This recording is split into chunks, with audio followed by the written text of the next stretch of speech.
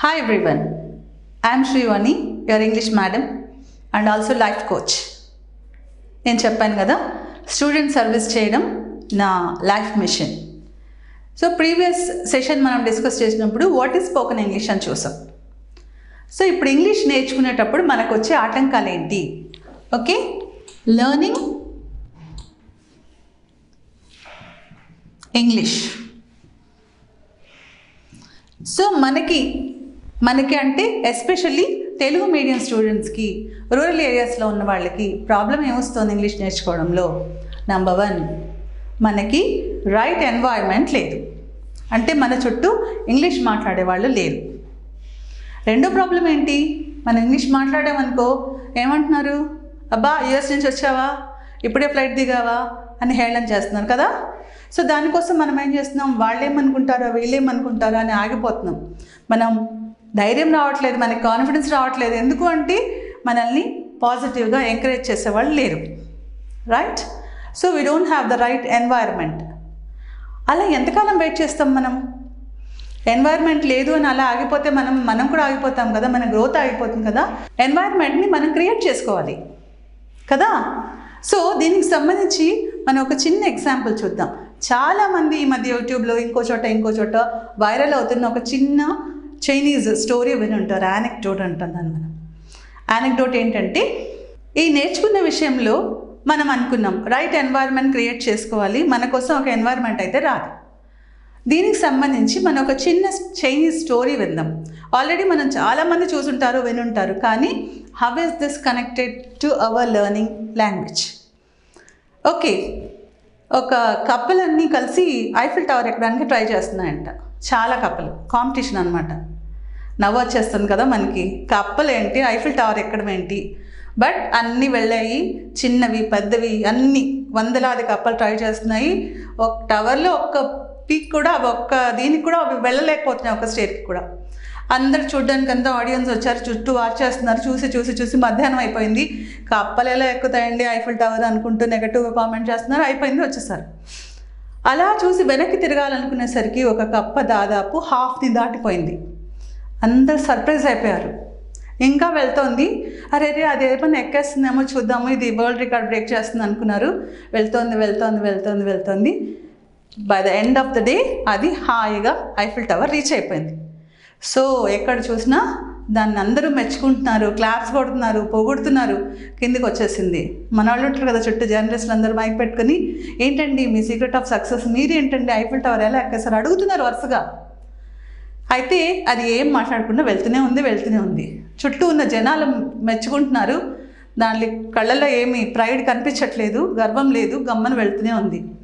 అప్పుడు వాళ్ళకి డౌట్ వచ్చి పక్కన ఉన్న వేరే కప్పని అడగ, దాని వెంట ఫ్రెండ్ ఒకటి వెళ్తూ ఉంది. ఏంటండి అసలు అది పలకట్లేదు అని అడిగారు. అంటే దట్ ఈస్ డెఫ్ అని చెప్పింది. ఆ కప్పకి చెవుడు కదా, చెవిటి కప్ప పైకి ఎక్కేస్తుంది. ఎందుకు ఎక్కేస్తుందో మీకు అర్థమైంది కదా ఇప్పుడు.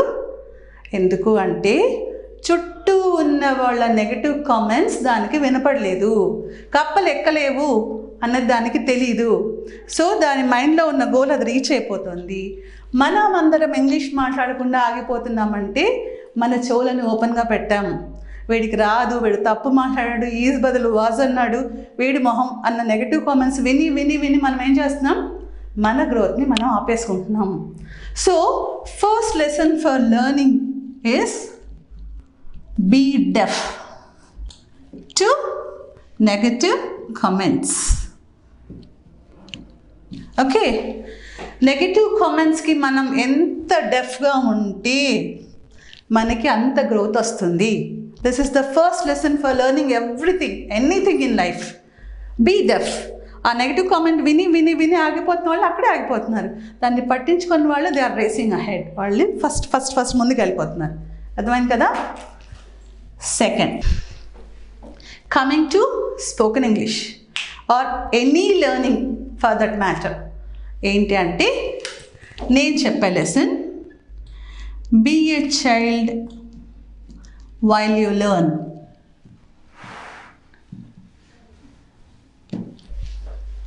మీరు ఏదైనా నేర్చుకోవాలనుకున్నప్పుడు be a child. చిల్డ్రన్ని గమనించారా? చాలా చిన్న పిల్లల్ని వాళ్ళు ఫస్ట్ ట్రై చేస్తూ ఉంటారు. పాకడం నుండి నుంచోడానికి ట్రై చేస్తారు, 2 అడుగులు వేయడానికి ట్రై చేస్తారు. చుట్టూ ఉన్న వాళ్ళు గమనిస్తున్నారా? లేదు. గమనించి వాళ్ళు పడతాడేమో అంటే వాళ్ళు పట్టించుకోవట్లేదు. Because they are deaf to negative comments. First lessons మనం చూసి నేర్చుకోవాలి అందరి దగ్గర. సెకండ్ వన్ ఇస్, అయ్యో వాడు పడిపోతాడు అన్న వాడేం పట్టించుకోడు. వాడికి ఎప్పుడు కాన్ఫిడెన్స్ వస్తే అప్పుడు నుంచుంటున్నాడు, 2 అడుగులు వేస్తున్నారు, చుట్టూ ఉన్న వాళ్ళు నవ్వుతున్నా, క్లాప్స్ కొడుతున్నా, వెక్కిరిస్తున్నా, వాడు ఆ పని వచ్చే వరకు చేస్తూనే ఉన్నాడు. గమనించారు కదా ఇది విషయం? మీరందరూ బాగా చూసుంటారు. చిన్నపిల్లల్ని గమనిస్తే తెలుస్తుంది. ఒక చిన్న వర్డ్ మొదలు పెట్టాడు అనుకో, వాడు ఫ్రెష్గా తాత అనడం, తాత అనుకుంటూనే ఉంటాడు రోజంతా. నువ్వు ఏమన్నాను, నువ్వు నవ్వుకో, వెక్కిరించుకో, హేళన చేసుకో, క్లాప్స్ కొడితే సంతోషపడతాడు కదా. అలాగే ఏది మొదలు పెట్టాలన్నా కూడా మనం లైఫ్లో చైల్డిష్ మైండ్ అంటే అంత ప్యూర్ మైండ్, చుట్టూ ఉన్న ఎన్వైర్న్మెంట్ని బ్లాక్ చేయాలి. సో రెండోది ఏంటంటే బీ బ్లైండ్ అనమాట. Be blind. ప్రేమ గుడ్డిది, మూగది, చోటిది కదా. ఒకది ఏదైనా నేర్చుకునేటప్పుడు దాని మీద మనకు ప్రేమ ఉంటుంది కదా, మనం కూడా అలాగే ఉండాలి. గుడ్డిగా ఉండాలి, మూగగా ఉండాలి, చోటిగా ఉండాలి. అప్పుడు మనం అనుకున్న పాత్రలో మనం దేన్ని లెక్క చేయకుండా ముందుకు వెళ్ళిపోతాం. ముందుకు వెళ్ళే వాళ్ళందరూ చాలా మొండివాళ్ళు, చాలా కాన్ఫిడెన్స్ ఉన్నవాళ్ళు, చాలా యారగెంట్గా ఉంటారు. ఏంటి ఇలా ఉన్నారు అనుకుంటాం. వాళ్ళు సక్సెస్ సాధిస్తున్నారు ఎందుకంటే వాళ్ళు అనుకున్న గోల్ నుంచి వాళ్ళు ఇంకా ఏమీ నెగటివ్ వినరు, పాజిటివ్ వింటారు అనుకోండి. నెగటివ్ వినరు, నెగటివ్ చూడరు అనమాట. అలా వెళ్తూనే ఉంటారు. అర్థమైంది కదా. సో లెర్నింగ్ ఇంగ్లీష్లో కూడా మనం ఏం చేయాలి అంటే మనకు తోచిన వాళ్ళ దగ్గర మాట్లాడడం మొదలు పెట్టాలి. ఒక మంచి సెంటెన్స్ విన్నారు, ఇది వాడితే బాగుండు అనిపించింది, మనం ఎవరి దగ్గర కంఫర్టబుల్గా ఫీల్ అవుతామో వాళ్ళ దగ్గర మాట్లాడండి. లేదా అస్సలు తెలియని వాళ్ళ దగ్గర మాట్లాడండి, మనకేం మొహమాటం లేదు కదా. సో మీరు మాట్లాడడం మొదలు పెట్టాక ఆటోమేటిక్గా మీకు కాన్ఫిడెన్స్ వస్తుంది. ఆటోమేటిక్గా మీకు ఇంకా నేర్చుకోవాలి అనిపిస్తుంది, ఇంకా ఇలా మనం ముందుకెళ్ళాలి అనిపిస్తుంది. ఈ ఎంతూజియాజం, ఉత్సాహం మనలో పెరగాలి అంటే ఏం చేయాలంటే first we have to give a start. అర్థమైంది కదా. Spoken English is everything. దాంట్లోనే పర్సనాలిటీ డెవలప్మెంట్, దాంట్లోనే ఆల్ మెథడ్స్.